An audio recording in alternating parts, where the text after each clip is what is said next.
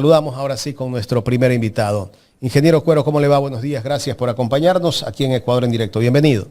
¿Cómo estás, Jaime? Buenos días, un saludo a usted, un saludo a Carla y por supuesto también a las personas que nos ven y nos escuchan a través de su medio de comunicación. Ingeniero, usted fue gobernador del Guayas.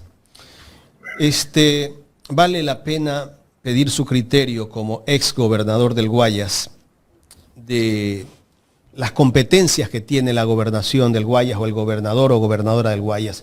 Porque resulta que acá en Guayaquil ahora la autoridad provincial intenta evadir la responsabilidad del tema seguridad. Dice que la competencia o la responsabilidad de lo que está pasando en Guayaquil con el tema de la inseguridad es el municipio de Guayaquil. ¿Qué criterio, qué lectura darle a esto?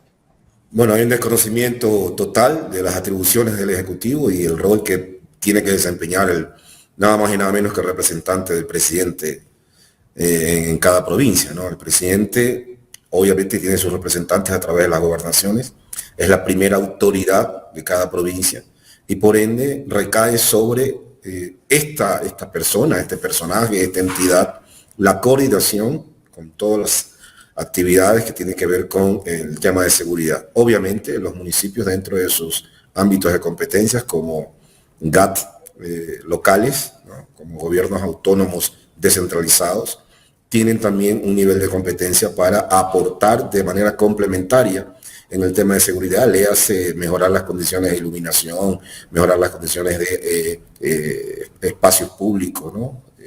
Esas son básicamente las atribuciones que tienen cada uno de los roles, pero hay que graficar y decir categóricamente que el responsable de la seguridad es el Ejecutivo. Por ende, las gobernaciones son totalmente responsables sobre el tema de seguridad en cada uno de los territorios.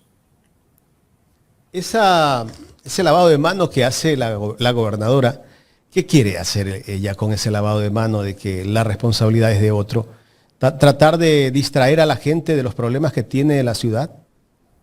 Yo no sé qué quiere hacer ella, estimado Jaime, pero sinceramente es un error garrafal que en momentos de una crisis tan grave como el tema de seguridad en el país, estamos hablando de nada más y nada menos que alrededor de 50 homicidios por cada 100.000 habitantes. Eso es algo brutal, Jaime. Ni Pablo Escobar, o más bien ni Colombia en la época de Pablo Escobar, Dios quiera que no regresen a ese espacio, tuvo esos niveles de inseguridad.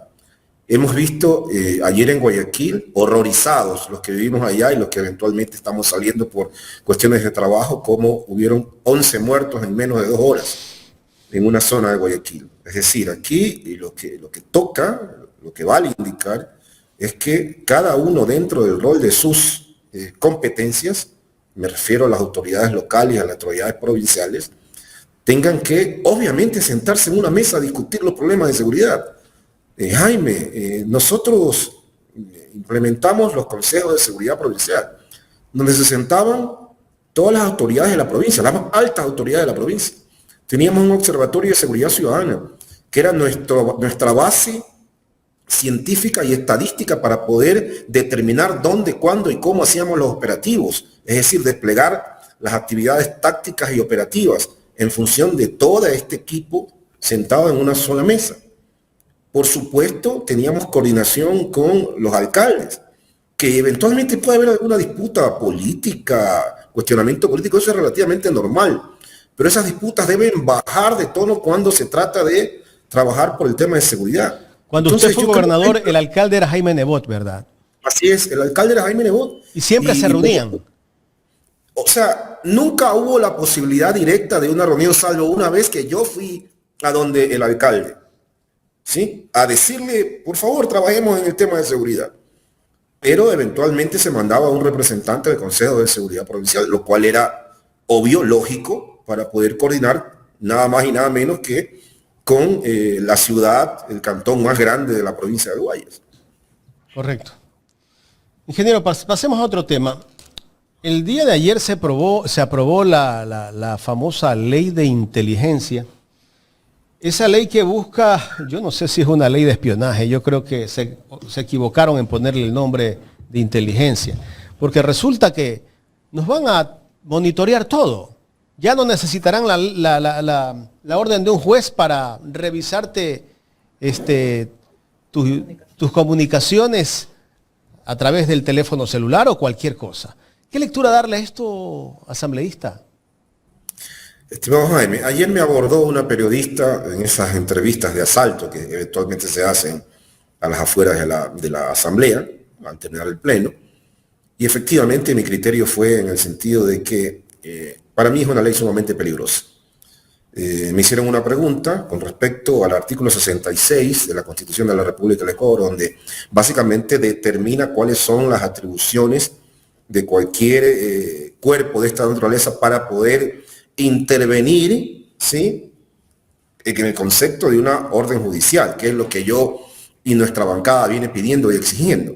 No puede ser, estimado Jaime, que un equipo de seguridad, llámese bloque de seguridad, llámese inteligencia, grupo de inteligencia, llámese como fuera, ¿sí?, pueda allanar una casa o pueda iniciar una actividad, ¿sí?, de espionaje, porque eso es lo que es, sin ningún tipo de orden judicial. Eso es inverosímil, es impresentable en ninguna parte del mundo. Bajo esa consideración existe la pirámide de Kelsen. Esa pirámide de Kelsen dice cuál es la norma que rige de manera prioritaria y por supuesto es la Constitución, luego son los tratados internacionales y convenios internacionales, luego las leyes orgánicas y luego las leyes ordinarias.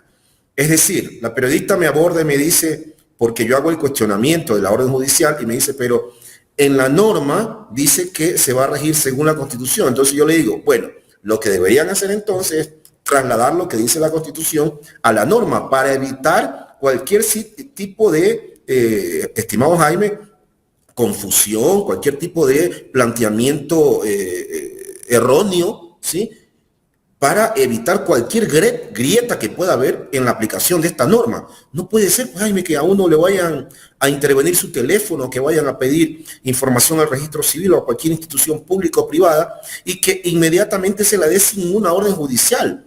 Eso es impresentable. Entonces, lo que yo planteaba es que por lo menos se traslade, ¿sí?, la parte de la Constitución que dice, bueno, según el artículo 66, numeral tal, que especifica cómo se procede cuando se va a intervenir o hacer algún tipo de actividad que tiene que ver con inteligencia.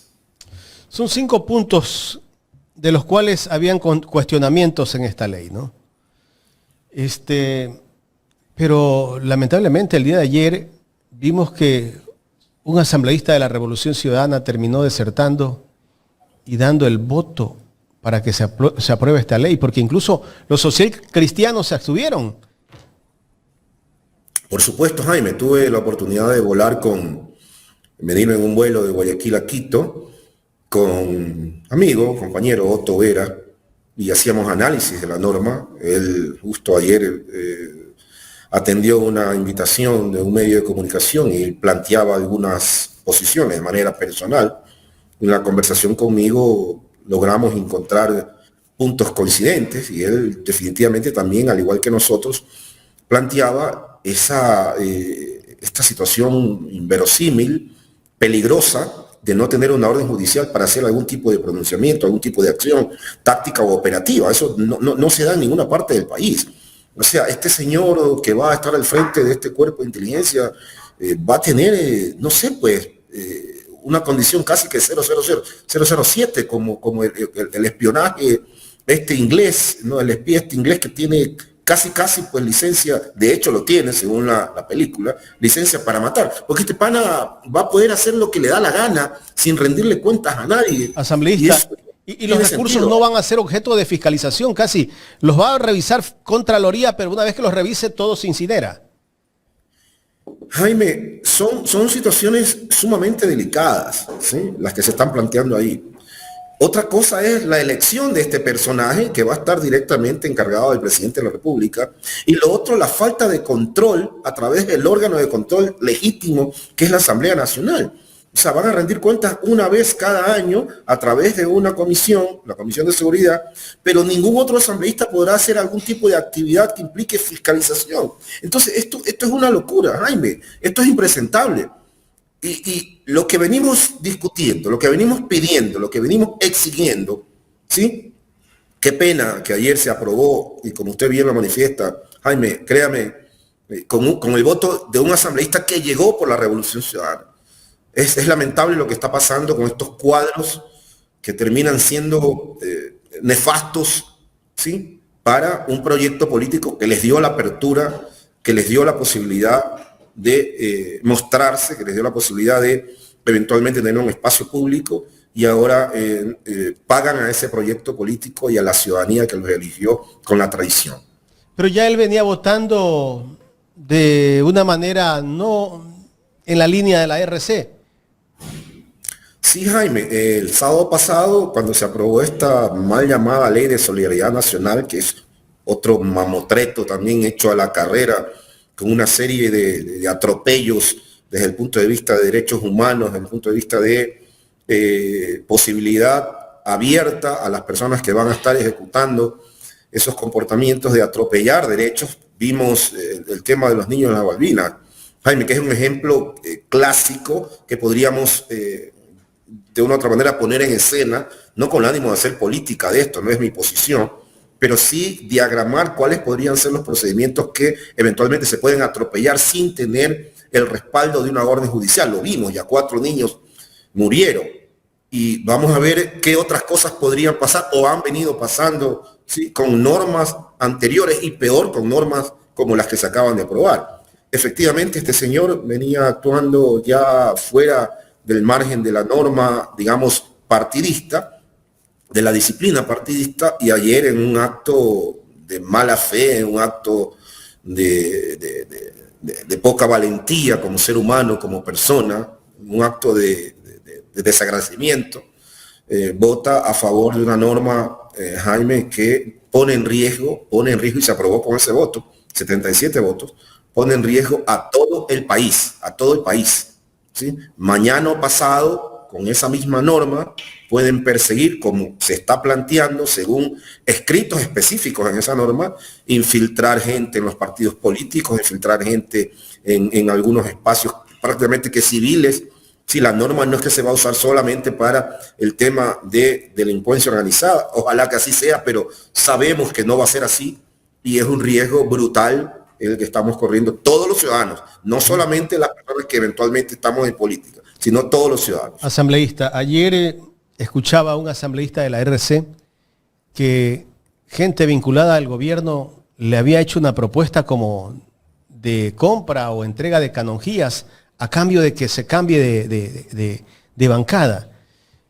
¿Qué lectura darle a todo esto? O sea, desde el gobierno está ocurriendo cosas irregulares, situaciones donde debería estar la justicia ya investigando esto, ¿no? Porque el señor Peña, incluso aquí en este programa, él lo dijo, el asambleísta que también era de la RC, que le habían hecho una propuesta de compra a través de terceros y con X cantidad de dinero. O sea, se está normalizando aquí la compra de conciencias. Son prácticas deleznables, Jaime, esas prácticas que estas personas que dicen que representan a la nueva política las ponen en práctica, ¿no? Yo, Jaime, soy muy crítico de este tipo de acciones, ¿no? Una de las primeras acciones que hice el primer día de la sesión de este nuevo pleno, de esta nueva asamblea, fue hacer una crítica frontal a la actitud de este señor Peña, porque a mí me pareció una situación completamente rara que a él se lo nombre para que sea parte del CAL. Hasta ahí me acerqué en una reunión posterior que tuvimos luego de esa sesión, le pregunté, le digo, oye, pana, ¿y cómo es la cosa? ¿Qué pasó? Él me supo manifestar, como ya es público, yo lo puse ya en un tuit, que había hablado con el señor Garrín, y yo le dije en términos coloquiales, no voy a decir los términos que usé ese día, pero le dije, pana, la regaste, ¿no? Le diste, valiste carpeta, le dije. Fue otros términos que usé, Jaime, cuando estaba frente a este señor, si es que se le puede llamar señor. Y obviamente cuando observé algunas declaraciones anteriores ya se veía venir, pues, ¿no?, una situación de este tipo. Luego en la siguiente sesión, ya la siguiente semana, cuando se lo vuelve a nombrar para que sea parte del comité de ética, a mí me pareció impresentable eso. Me acerqué, le dije, oye, pana, tienes que renunciar por dignidad. Lo que me indicó fue que, bueno, de dignidad no se vive. Entonces me dio tanta indignación, Jaime, de ver cómo una persona está viendo que estamos siendo avasallados y se presta para ese avasalle. Entonces, ¿qué condición de compañerismo, qué condición moral puede haber de una persona que está viendo que estamos siendo avasallados? A la final, en el fragor político, estas cosas son, digamos, relativamente no normales, pero pueden pasar. Pero tú no puedes prestarte para que avasallen a tus compañeros y no puedes prestarte para que te avasallen a ti mismo. ¿Qué estás pensando? Que eres mejor que los demás y por eso te llaman. O sea, es una estupidez ese asunto, por un lado, y por otro lado, ¿sí? Es un efecto de vanidad o una actitud vanidosa brutal, ¿no? Entonces, no es que tú seas mejor, no, te están usando a ti para atacar, para avasallar a un grupo de compañeros y tú eres parte de eso. ¿Cómo califica usted esa decisión de Peña? Sin principios, un hombre que va a ir cayendo poco a poco, de hecho se está viendo su popularidad pseudo, ¿no? Esta actividad donde hay mediciones desde mi punto de vista equivocadas, ¿no? Los amigos de Facebook, los amigos de TikTok no son amigos en realidad. Un seguidor de Facebook, un seguidor de TikTok no precisamente es un votante ni un adherente a tu proyecto político. Puede ser que te enganchó o lo enganchaste con alguna frase y cuando se va descubriendo quién eres en realidad, todo eso se va decantando y va apareciendo tu verdadera personalidad. ¿Debería devolver la curul si tiene ética, aunque esté en la comisión de ética? Bueno, el presidente Correa hizo un tuit demoledor, ¿no? Y le dijo, ¿no? Si eres tan digno, renuncia a la curul, pues. Entonces, bueno, eso no va a pasar porque personas como este tipo, personas como este señor, qué pena con Galápagos, hemos tenido mala suerte con Galápagos. ¿Y el de Galápagos ha explicado por qué tomó esa decisión? Mire, Jaime, hoy en la mañana me he levantado, no sé si es un meme, pero dice que en esa foto del meme, dice este señor Aria, insisto, no sé si es real o no, dice que no podía estar al lado de delincuentes y que por eso se iba. No sé si es real, no sé si es un meme, no sé si alguien lo hizo o no sé si es en realidad una nota de prensa fidedigna. Es una locura esto, no sé. Es una cosa de loco. Lo mismo que decía el señor Peña después, ¿no? Al que el prófugo le diga esto, ¿no? Que estos señores, nosotros estábamos en contra de todo. Resulta que justamente este comportamiento, estas características, por un lado, él viene, se apega a esas características, se convierte en adalid de la lucha en función de esos principios y ahora resulta que reniega de esos principios de esa lucha. Seguramente recibió algún tipo de chantaje también. Recuerdes que él tiene un proceso de investigación ante la justicia. Vimos eso, Jaime. Yo estuve en la comisión de fiscalización en esa época y créame que se nos había pasado por alto. Tendrá que responder quien sugirió a este señor para que sea parte de la lista, al igual que el señor Arias de Galápagos.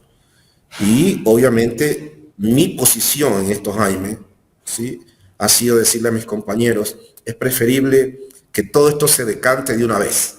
Es preferible que nos quedemos con 40, 50, 60, pero que demos la batalla que nos trajo a este espacio donde nos puso la ciudadanía, porque la ciudadanía votó por un proyecto. Aquí no se trata de quién es más chévere, quién es más bonito, quién habla mejor, no. La ciudadanía votó por un proyecto, ¿sí? Y votó en plancha por un proyecto político que se llama Revolución Ciudadana.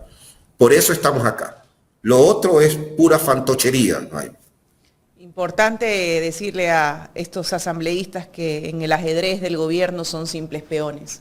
No son ni reyes, ni reinas, sino que son utilizados para eso mismo. Ingeniero Cuero, ¿usted no cree que hay una sinergia entre esa ley de solidaridad que le da ciertas arbitrariedades a la fuerza pública y la ley de inteligencia? ¿Por qué le pregunto esto? Porque si se le da más apertura a la fuerza pública y también tengo inteligencia donde mis comunicaciones pueden ser intervenidas, también viene ahí el tema de la manipulación de información para implicarme en actos, hechos o delitos de los cuales de repente yo no pertenezco. Entonces, no sé cuál sea su criterio, pero me parece que hay una sinergia entre estas dos normativas que al fin de cuentas son de bastante riesgo y hasta cierto punto pueden llegar a ser perjudiciales. Estimada Carla, mire, uno de los problemas que cometemos como personas, uno de los problemas que cometemos cuando eventualmente tenemos un espacio de poder, es que no entendemos que el poder es efímero, no entendemos que las relaciones de poder cambian, no entendemos que eventualmente, en este caso, estas normas a las cuales usted hace referencia, posiblemente ahorita le sirvan a un grupo, pero mañana o pasado se puede ir en contra de ese mismo grupo. Por eso hay que legislar, sí, con una conciencia plena de que uno está de paso por una institución, y hay que legislar con una conciencia plena que se deben mejorar las condiciones de vida de todos, ¿sí? No solamente se debe pensar en el momento en que uno está en el poder. Bajo esa consideración, yo creo peligrosísimo esto, Carla. Yo me reuní la semana pasada con mis hijos, les expliqué, porque ya hemos tenido problemas con respecto a esta carga prejuicial que tiene la sociedad, esta carga prejuicial que tienen Fuerzas Armadas, que tiene policía. Imagínese usted cómo perfilan al delincuente. El color de nuestra piel es parte de la perfilación de un delincuente, ¿no? La clase social es parte de la perfilación del delincuente. Los sectores urbanos marginales son parte de la perfilación de un delincuente. La gente no entiende que en esos sectores también hay gente buena, que hay gente humilde, que lo único que busca es mejorar su condición de vida paulatinamente para darle a sus hijos, darle a su familia mejores días. Pero ¿cómo vamos a hacer con esa perfilación delincuencial? ¿Cómo vamos a hacer con esos prejuicios que tiene la sociedad? ¿A quién se le va a rendir cuentas? ¿Acaso un policía, un militar se va a convertir en juez, en fiscal en ese mismo momento y va a decidir a qué casa allanar, a quién perfilar como delincuente, a quién decir que es miembro de un GDO? O sea, esto pone en riesgo a jóvenes, a personas humildes, a personas trabajadoras, ¿sí? Yo vengo diciendo, ¿por qué no se hace esto? ¿Por qué no se hizo esto? Como se hace en cualquier otro país, con una orden judicial, que haya turnos de jueces, de fiscales que trabajen con los equipos que están haciendo este tipo de trabajo, y que haya por lo menos este documento que un poco legalice alguna acción. Ahora, ¿qué es lo que van a hacer? Con un informe van a legalizar todo. ¿Qué se imagina lo que va a pasar, estimada Carla, con esto? ¿Quién realizaría el informe, ingeniero Cuero? ¿Quién es el responsable? Ellos mismos. Claro, el responsable de la patrulla. Ejemplo, ellos mismos deciden. O sea, estamos a merced de la policía, de la fuerza pública. Pero por supuesto, Carla, ¿qué es lo que pasaría, por ejemplo, con el caso de los 4 niños de las Malvinas? Que el jefe de la patrulla, con esta nueva ley, haría un informe, o hubiera hecho un informe diciendo, contando a su manera lo que pasó, y ese informe va a ser avalado por la norma, por la ley. Ahorita hay otra situación porque lo que pasó en un momento distinto, y por eso se judicializó, por eso los mismos miembros de esa patrulla comienzan a hablar, porque fue atroz lo que pasó. Imagínense todo lo que puede pasar de ahora en adelante. O sea, contra eso es que estamos luchando, Carla. Nosotros no estamos un poco cubriendo el acto delincuencial de cualquier ciudadano. No. Estamos más bien cubriendo a las personas honestas e inocentes que podrían ser atacados y tildados de delincuentes con esta nueva ley, estos nuevos procedimientos que atropellan cualquier proceso que se puede dar desde el punto de vista jurídico, estimada Carlos. Ingeniero Cuero, usted tiene experiencia en política y ha ocupado algunos cargos. A ver, todas estas leyes que se han aprobado en la Asamblea nos venden la narrativa a nosotros que es para atacar los grupos de delincuencia organizada para la seguridad. Pero ya vamos teniendo claro que tienen otro fondo aquellas. ¿Cuál es el objetivo del gobierno en esto? ¿El objetivo principal es realmente apalear, atacar a la delincuencia o hay otro objetivo más allá? Mire, Carla, todo cuerpo normativo es perfectible y las condiciones de vida van cambiando. Es obvio que las situaciones de vida en este momento en nuestro país no son parecidas a las que dejamos nosotros. Ha habido una alegría bárbara, por llamarlo de alguna forma, una feria de la alegría en la aplicación de normas, en la aplicación de leyes, en el seguimiento de las actividades delincuenciales, lo que usted quiera. Y vemos ahora como solamente un parámetro, que es un parámetro, digamos, determinante para ver las condiciones en las cuales se desarrolla un país, que son las muertes violentas por cada 100.000 habitantes. Según las estimaciones, estaríamos cerrando este año entre 52 y 55 muertes violentas por cada 100.000 habitantes. Nosotros las dejamos en 5.8 en 2017. Entonces, imagínense cómo se ha disparado esto, una locura. En base a eso, yo sí estoy de acuerdo que se replanteen política pública, que se replanteen, ¿no?, actividades, pero esas actividades deben tener un comportamiento y un marco del respeto de los derechos de los demás. Tú no puedes atropellar los derechos de los ciudadanos como se pretende atropellar con esta nueva norma. Carla, yo he tenido, particularmente yo, este servidor, he tenido que enfrentarme a veces a patrullas que eventualmente no me reconocen y tienen una actitud beligerante con este servidor.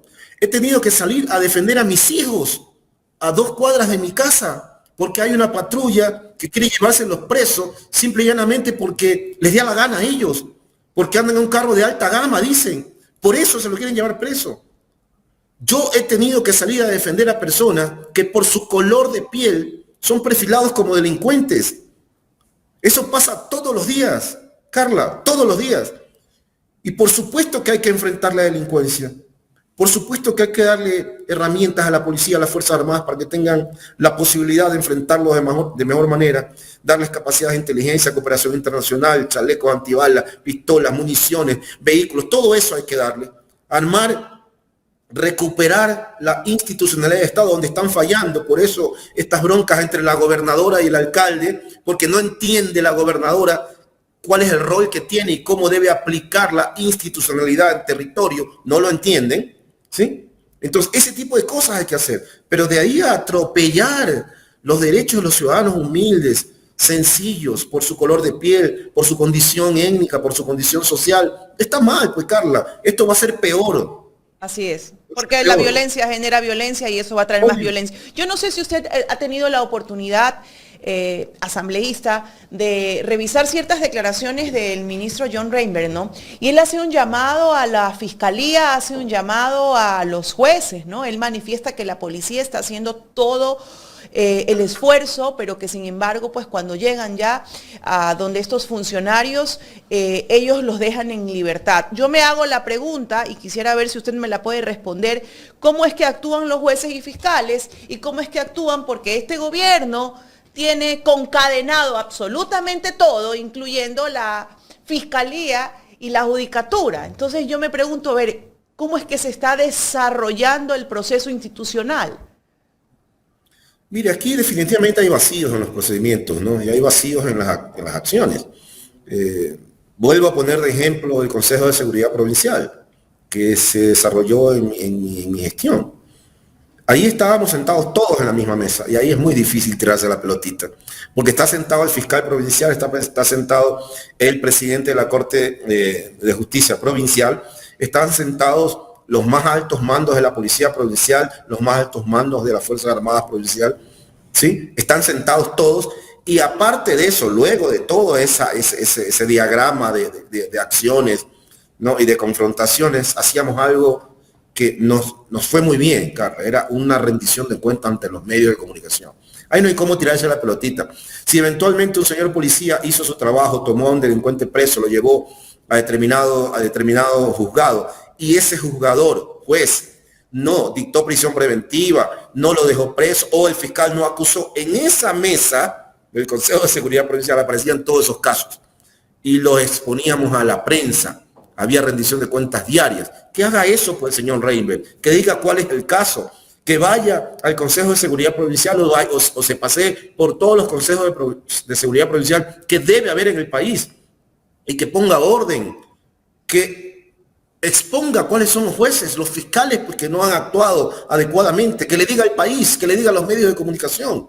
No solamente con una declaración etérea eventualmente se puede justificar o querer justificar la falta de acción, ¿sí? Desde el punto de vista institucional en un organismo que debe ser colegiado, ¿no? Colegiado y multidisciplinario para poder mejorar los niveles de seguridad de este país.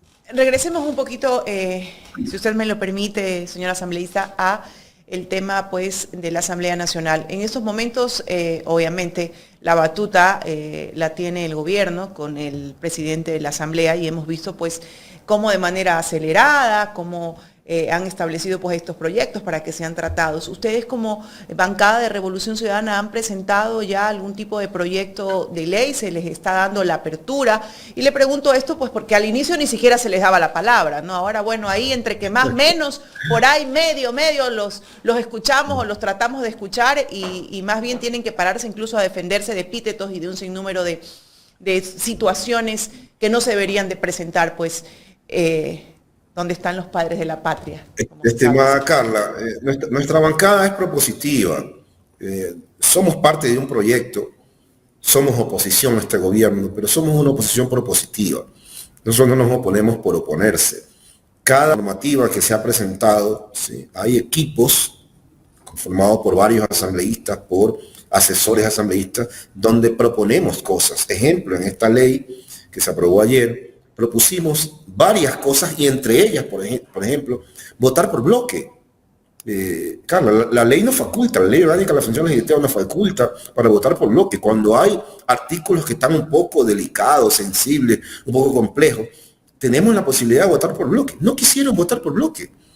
Presentaron la moción para votar todo. Entonces, no se trata de que no tenemos propuestas, tenemos propuestas. Lo que pasa es que estos panas están en un momento donde ellos asumen que tienen la razón en todo, no entienden que las relaciones de poder cambian, no entienden que somos pasajeros en este proceso, esa es mi versión particular, y eventualmente tendrán que irse asentando y dándose cuenta de que así no se maneja una asamblea. Sí, como usted manifiesta, y ahora medio nos dan la palabra, al principio no nos daban la palabra, sí, pero la distribución en cuanto a la palabra no es la adecuada tampoco, porque somos una bancada que en estos momentos estamos en 64 asambleístas, debería ser un poco proporcional, ¿sí? Le dan la palabra a otros asambleístas, proponen cosas, votan rápido, no cierran la votación cuando tienen los votos, suspenden, o sea, es un manejo bien alegre, ¿no? Bien alegre. ¿Qué lectura? Ya hubo una apelación de la presidencia y yo me acerqué a varios compañeros de la otra bancada y les decía, bueno, pana, si ustedes siguen manejando esta asamblea así, se va a incidentar todos los días. Hay que buscar el equilibrio en las cosas. O sea, les dan la palabra para que lean a ChatGPT. Ahí sí les dan la palabra. Claro. Asambleísta, claro. La conducción de la asamblea por parte de Niel Olsen, él tiene el conocimiento, ha leído la ley para el manejo de esta asamblea. He escuchado críticas de coidiarios suyos que incluso el otro día escuchaba un asambleísta que decía que los periodistas que están cubriendo el tema de la asamblea saben más que el presidente de la asamblea. ¿Eso es verdad? Mire, la vida es un proceso de aprendizaje permanente. Yo no sé si el señor Nielsen tiene conocimiento pleno de los procedimientos parlamentarios. Lo he visto actuar de manera errónea en varias ocasiones. Ejemplo, cuando uno le apena a la presidencia, en ese momento hizo facto, uno tiene que levantarse y defender su presidencia. Él llamó a votar y luego salió a defender su presidencia. Eso es un error parlamentario. Al revés. Sí, craso. Lo otro que hemos visto también es que, mire, cuando se presenta un cambio de orden del día, Jaime, uno vota por la aprobación o no de ese cambio de orden del día y la incorporación en el orden del día. Después se vota el contenido, después se analiza el contenido, se abre el debate y se analiza el contenido. El primer proceso, la primera entrada, digámoslo así, ¿no? Que implica votar por el cambio del orden del día, ¿se aprueba o no se aprueba? Uno puede reconsiderar, pues si no se aprueba eso. En la norma no lo manifiesta. Y reconsideraron ese proceso, o sea, el primer paso del cambio de orden del día, no sé si me expliqué. Luego, cuando ya uno trata el contenido de ese cambio de orden del día, ahí ya se puede pedir rectificación, pedir reconsideración, pero no el hecho de incorporar ese parámetro, ese concepto, ese punto en el cambio del orden del día. O sea, es una barbaridad y ahí sus asesores debieron haberlo orientado. Entonces, sí se están cometiendo fallas desde el punto de vista del procedimiento parlamentario. Esas fallas, desde mi punto de vista, insisto, ¿no? La vida es un aprendizaje permanente, no tiene por qué haber sabido, pero por eso uno tiene asesores. Y en el rol, en la conducción de un cuerpo colegiado como la Asamblea, bueno, hay que minimizar al máximo los errores, porque eso implica evacuar una serie de situaciones que van a ser regla de vida de otras personas. No estamos hablando solamente de vida de nosotros, ¿no? En la Asamblea se hacen leyes, ¿no? Se ejecutan, se construyen normas, y esas normas van a ser regla de vida o parámetros de vida, no llamemos reglas, parámetros de vida de la ciudadanía, del país. O sea, no estamos hablando de un asunto, digamos, superficial, un asunto cosmético, ¿no? Estamos hablando de estructuras de vida, de comportamiento. Entonces hay que ceñirse al máximo a lo que dice la norma, ¿no? Hablábamos hace un momento de la pirámide de Kelsen, ¿no? Cómo se estructura eso y cómo se pone en escena ese tipo de cosas. Por ahí yo creo que estos señores tendrán que ir aprendiendo a ver cómo manejan de mejor manera ese espacio, ¿no? Ingeniero, sí, Jaime. queremos agradecerle porque tengo entendido que a las 9 tiene pleno, ¿verdad? Sí, Jaime, más bien gracias a ustedes, decirles también que estoy en la Comisión de Asuntos Laborales y temas vinculados al IES. Se nos quedó ese tema, ¿no? Sí, voy a enfocarme específicamente en el tema de riesgos de trabajo. Un dato rapidísimo, Jaime.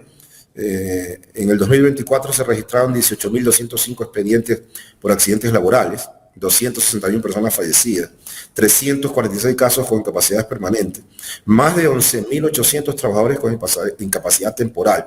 Sí, solo entre enero y mayo del 2025 se han reportado 5.993 accidentes. Y el Universo publicó una nota interesante que básicamente grafica que hay alrededor de 52 inspectores de trabajo. Esto es brutal.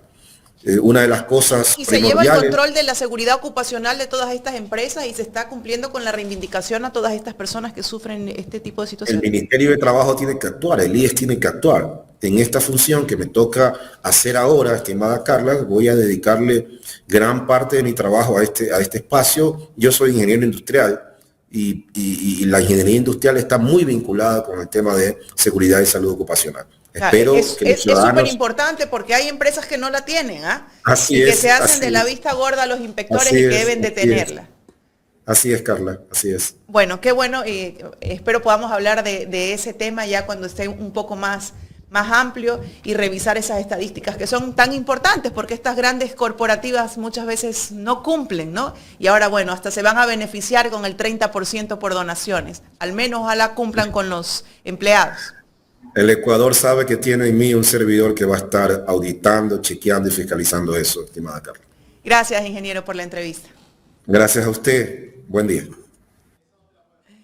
Bien, amigos, esa fue la entrevista con el asambleísta Cuero de la Revolución Ciudadana. Definitivamente muchos temas conversados, muchas cosas que se nos quedan ahí igual por analizar y por deducir. Miren qué importante, ¿no? El tema de esta ley de inteligencia, cómo puedes llegar a violar y a vulnerar tu información, tus datos, a vulnerar y violar tu privacidad. Ojo, ahora te pinchan el teléfono, ahora te recolectan información. ¿A dónde te va a llevar todo esto?